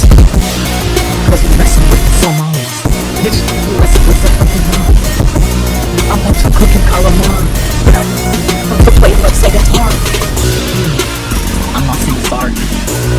Bitch, I'm gonna say a song. You can get comments. Oh, that wrong. Oh, that wrong. Fuck this for real. Nick, if I ever see you in traffic, I'm throwing a banana peel. You a beer. This moment you don't feel. You don't feel. Hey, somebody take this white supremacist down. They can pay members down. That's what's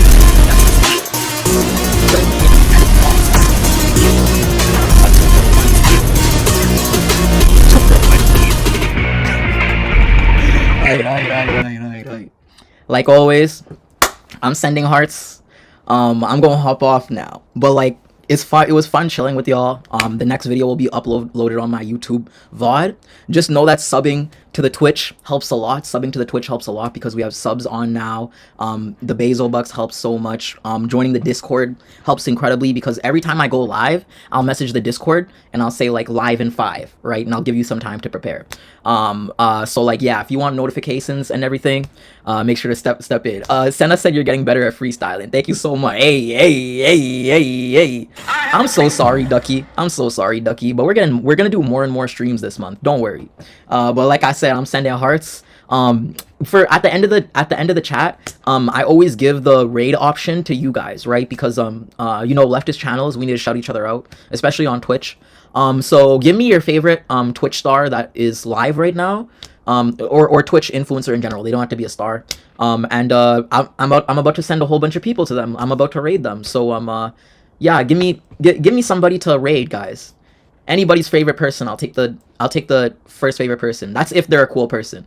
Please pick a cool person, chat. I trust y'all to pick a cool person because y'all are cool people to me. You know what I mean? Someone said I love the town. Someone said take care of yourselves. Damn, missed the whole stream. Come on, guys. Your new sub goal of 10 was just started. We'll make him a star. Okay, tools for Twitch. I'll take this one. No one's sending me anything. I think I'm just gonna see who's on then and send y'all to them. There's someone named Peden. Oh, Peden! Y'all. Peden is on right now. Okay, I'm gonna raid Peden. Yes, Peden. Frickin' said Peden too. So I guess we're gonna go with Peden. Peden is a good friend of mine. Peden has raided me a couple times. So I guess I gotta give back that favor. You know what I mean? They're a super cool person. So I'm gonna hit that raid. Peden is online.